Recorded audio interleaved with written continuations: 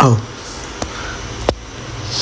halo Bapak Ibu guru hebat dan juga calon pendidik yang sama-sama hebat. Perkenalkan, nama saya Giantino Junior dengan nomor induk mahasiswa 2202132 dari program studi S1 Pendidikan Guru Sekolah Dasar. Di sini saya izin untuk memberikan sedikit informasi dan juga mungkin hasil refleksi saya ketika kemarin melaksanakan pembelajaran dalam mata kuliah pengelolaan kelas di SD. Nah, jadi materi yang akan saya sampaikan ataupun informasi yang akan sampaikan mengenai manajemen kelas ataupun dan juga 4 gaya pengelolaan kelas. Kira-kira manajemen kelas dan juga 4 gaya pengelolaan kelasnya itu apa saja? Mari kita simak video ini. Nah, secara sederhana, manajemen kelas ini merupakan bagaimana cara pendidik dalam mengatur kelas, kemudian bagaimana cara memanagenya, dan juga bagaimana cara peserta didik dapat diatur melalui aturan yang telah disepakati baik oleh guru dan juga oleh peserta didik. Nah, jadi intinya manajemen kelas tidak hanya untuk mengatur anak-anak saja, tetapi juga menata ruang kelas supaya nyaman, kemudian menyusun aturan dan juga tata tertib yang jelas, membangun hubungan baik dengan siswa, serta mengelola waktu belajar dengan efektif. Nah, kira-kira kemudian tujuannya tuh apa sih? Nah, tujuan utama dari manajemen kelas ini ada 4, teman-teman. Yang pertama itu menciptakan suasana belajar yang menyenangkan. Kemudian meningkatkan efektivitas pembelajaran. Yang ketiga itu menumbuhkan disiplin dan juga tanggung jawab.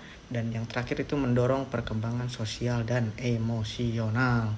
Nah, jadi setelah kalian tahu nih, Bapak Ibu juga tahu mengenai manajemen kelas, sekarang kita bahas mengenai 4 gaya manajemen ataupun pengelolaan kelas yang sering dilakukan.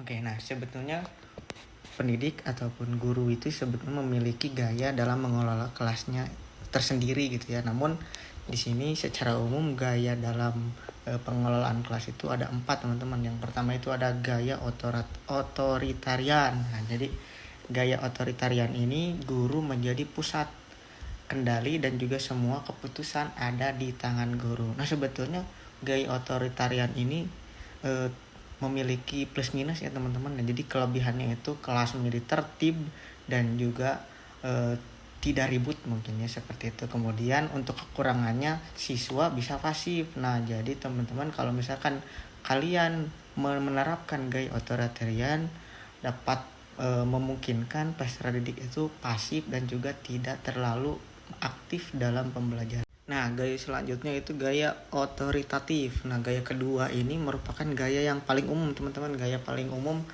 diterapkan oleh guru-guru di Indonesia, yang mungkin terkhusus di sekolah dasar. Nah, jadi gaya ini menekankan guru perlu tegas tapi tetap hangat.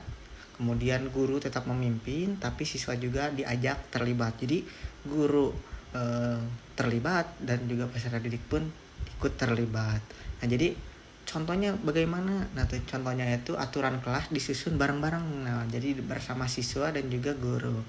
Kira-kira kelebihannya dan kekurangannya apa? Nah, kelebihan dari gaya otoritatif ini butuh komunikasi dan juga waktu yang lebih banyak. Nah, itu kekurangannya, mohon maaf teman-teman. Dan untuk kelebihannya itu siswa disiplin dan juga percaya diri. Selain percaya diri pun keaktifan dan juga aktif peserta didik di kelas akan meningkat. Nah, terus gaya ketiga itu apa? Nah, gaya ketiga itu gaya permisif. Nah, jadi gaya permisif ini guru memberikan kebebasan secara luas kepada peserta didik dan tidak terlalu banyak aturan. Nah, jadi contohnya seperti apa? Contohnya siswa bebas berekspresi dan memilih cara belajarnya sendiri. Kira-kira kelebihan dan kekurangannya apa? Nah, gaya permisif ini memiliki kelebihan yaitu kreativitas siswa berkembang. Tadi pun karena kebebasannya luas gitu, sepertinya seperti itu. Kemudian kekurangannya apa? Kekurangannya kelas bisa kurang terarah dan juga kurang terfasilitasi dan juga tidak terawasi oleh guru karena keleluasan yang diberikan oleh guru. Seperti itu. Nah, nomor 4 dan juga yang terakhir ini gaya indulgen, teman-teman. Nah, gaya indulgen ini sebetulnya mirip-mirip seperti gaya permisif yang tadi, yang nomor 3. Jadi guru tidak terlalu memberikan konsekuensi sehingga peserta didik lebih leluasa lagi karena tidak memberikan aturan, dan juga ketika aturan tersebut dilanggar, guru tidak akan memberikan hukuman seperti itu. Nah, juga contohnya mungkin seperti ini, siswa melanggar, nah misalkan terlambat, tapi guru tersebut tidak menegurnya seperti itu. Nah, kira-kira kelebihannya apa? Kelebihannya itu hubungan guru dan juga siswa sangat dekat karena guru menganggap peserta didik sebagai partnernya ataupun sebagai sahabatnya.